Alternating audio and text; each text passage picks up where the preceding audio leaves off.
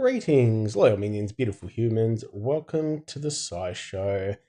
I literally just recorded an intro for my war video, which I haven't even finished doing yet, and then I realized there's also a hero review, so I'm absolutely exhausted, but can't let a hero go without reviewing it because, who knows what we may miss, so here I am. Just had some Thai takeaway. It was delicious. A bit of pad Thai, I think it was. Yeah, I think I explained in my other video what I've been doing for the last couple of days. So check that war video out. And yeah, you'll see a bit of info in there. But I am trying to catch up on everything. Heading home tomorrow. So we'll be back to normal pretty soon. Ragrim. We'll check out. He's in the Magic Tower. So he's a flying carpet hero. We will check the odds. Legendary Event Hero 1.5%, so not too bad. Legendary Event Hero 1%, costume included if available, which is important. For each summoned Legendary Event Hero, you have a 20% chance to get another. But we do also have a costume for Camilla. So after the last costume fiasco that happened with the Untold Tales 2 heroes, I'm just going to have a quick look at the Camilla costume after Ragrim. I might do a few summons as this guy is going to be useful. I'm not going to spend anything to try and grab him, but yeah, we'll go through him and you'll see why he's going to. I had a quick peek a minute ago. We'll throw that max power on. He's a druid. He gets the minion, which is handy. So when fully maxed out, 15% chance to activate anytime he takes damage. And it's a minion with 25% health and 25% attack. So just a great meat shield. Pops up quite regularly, can be quite annoying. Easily taken out with specials and that, but if you're just trying to go with tiles, sometimes it can really delay things. Defense up, Aether talent, 20% defense for 6 turns. That's pretty handy. Flick that off, that power creep. Yeah, creep, as per normal. Family bonus, we have the flight momentum, so I really like this family bonus. So hero starts with full flight momentum at the end of each turn when taking damage. When taking damage, the hero loses a small amount of flight momentum. When casting their special skill, they gain momentum, and slower heroes gain increased amount of flight momentum. Now, what that flight momentum does is, if the character has any amount of flight momentum, they receive up to 35% mana generation, up to 25% extra chance to dodge, and it diminishes based on those overall percentages. So if you've only got half flight momentum, it's going to be 17.5% mana. So it can just really make a huge difference as to how quickly you can charge, especially when you're ghosting some tiles and that sort of thing. So I really love that. It works great. Weaker Mega Minions. So enemy Mega Minions have 75% less HP. That's fantastic. And we get on to the stats. They're looking very, very balanced. I feel he looks a bit too much like Collier or someone in the Goblin Port. I don't know. I feel there's 6 heroes that look very, very similar. He's just got different clothes on and he's in a different pose. He looks a bit... He's been smoking some of those mushrooms, I'd say. Yeah, don't care much for this artwork. Whole family, actually. These Magic Carpet haven't really done a lot for me. Like, it's like, oh, we'll just take a lame-looking hero, we'll stick it on some carpet. But anyway, that's my opinion. Everyone is free to have their own, obviously. Herbal remedies. There we go. So he has been smoking his little mushrooms there. Herbal remedies running at average speed, but as I said, with that flight momentum, that does speed up and make it a lot quicker to get them charged. Destroys all fiends from all allies. So straight up, we're looking at the vegetable counter. The harvest vegetables have a counter already, which is handy. That's why I'll do a few pulls, but not going to go crazy. I think I've got 3. Destroys all fiends from all allies. The effect damages mega fiends. So that's really good. And it's really key that does that before he's a healer. So it does it before the heal. Recovers 65% health for the ally with the lowest remaining HP. All other allies recover 45% health. Growth. All allies get 250 attack and 250 defense. All ailments affecting attack, defense, and mana generation on all allies are transformed into matching undispellable buffs. So, gives a lot of protection once he goes off against those mana reducers. Uh, the moths he's fantastic against, but only after he goes off. It's not a passive, so but against Fergus is the other still relevant one. But yeah, he's got a fantastic amount of stuff going on. So with those, especially the harvest veggies, he's getting rid of all the fiends. If they've turned into mega fiends, he's also damaging them. Will probably be about 50% damage generally. Uh, On top of that, you're then healing 65% to the one that's been done the most damage, 45% to everyone else. That's pretty good. That should be enough to heal the Mega Fiend if there is a Mega Fiend after you've already damaged it from the first part of the special.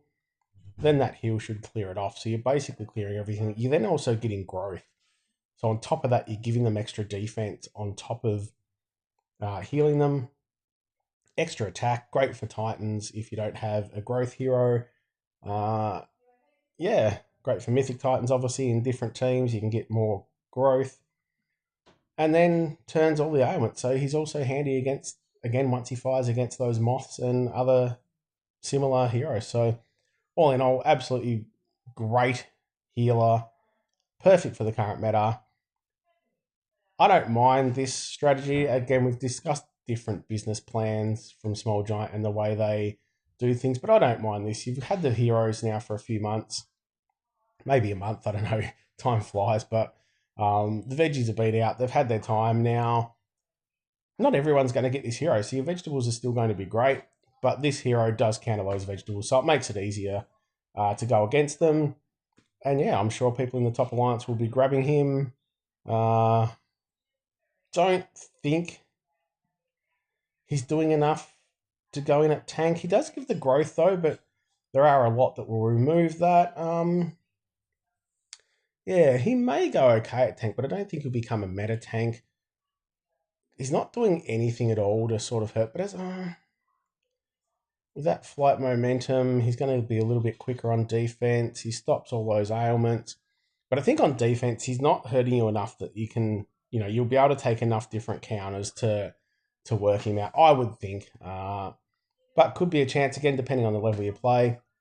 And definitely a fantastic healer for offense. Almost turns him straight into one of the best healers in the game, especially in that color. Yeah, fantastic. Okay, a quick look at Camilla. So the first thing I noticed is the class did change. There was a heap of discussion around the class of the hero when it turned into a costume. Now, I personally was looking at the positive thinking, well, they probably haven't done it because, as we know, if you've emblemed someone all the way to 25 and you use an emblem reset, you don't get the master emblems back. So I feel it's kind of really, really cheap and nasty to change the class. So I felt maybe they deliberately didn't change the class because they thought people would have a bit of backlash. Now, why on earth they don't just change the emblem resets so you do get those master emblems back? I don't have a clue. It just seems ridiculous to me to have an item in the game that resets your emblems, and all because they then introduce master emblems. They're like, oh well, but no, we're not going to give those ones back. Like, it's just ridiculous. Like, and then so say you got Camilla, she was recently in Fated Summons or Soul Exchange. Say you grabbed her original, you've emblemed her up on Sorcerer emblems, all the way to 25. You have to reset. Now, not only do you then, the other issue I have is that you, as we know, you use Sorcerer emblems. So even though this is a Druid class, you use Sorcerer emblems. So you're resetting them all, not getting the master emblems back, then you have to use the same emblems to put on the same hero. It's just that you're going to go a different path because generally the costumes are now better than the original because they're pretty much the same, and you've just got to put it on a different path. But I don't understand why they wouldn't just give all those emblems back. It is ridiculous. Like I cannot see any reason apart from being extremely lazy and saying, oh well, we can't be bothered changing the development of the item or so. It's just ridiculous. I don't understand it, and I'm going to stop talking about it. So we can see the difference here. Magic heroes go off with 100%, 200% mana. First one is 400 boosted health and 40 defense. So we've got the same thing as we seen the other day, 450 boosted health and a bit extra defense. So it makes the hero no bloody different apart from slightly better, which means you're never going to use that original costume like the original version. Second mana charge reduces the max health of all enemies by 800, and you get minus 54 defense. And we have reduces the max health by 900, and all enemies get minus 58 defense. So it's pointless. It also adds the passive of Mega Minions have minus 75% HP. I'm presuming that would go on to the original as well.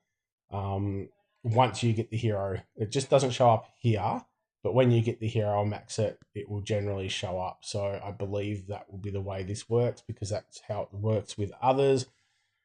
But if I'm wrong on that, that's just another downside for the costume. So yeah, that's.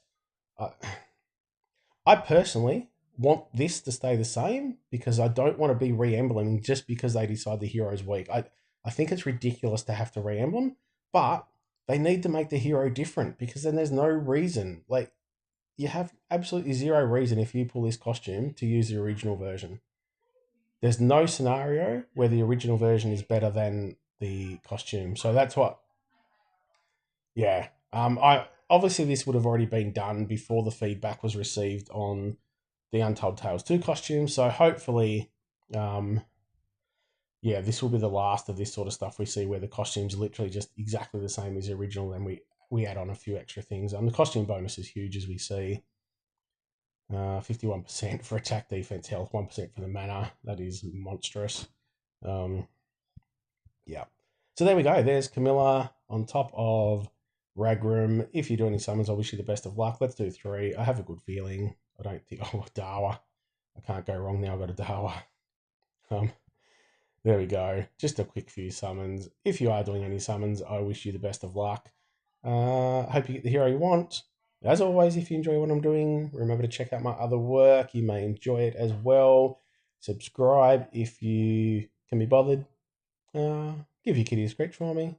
Have a bloody good one.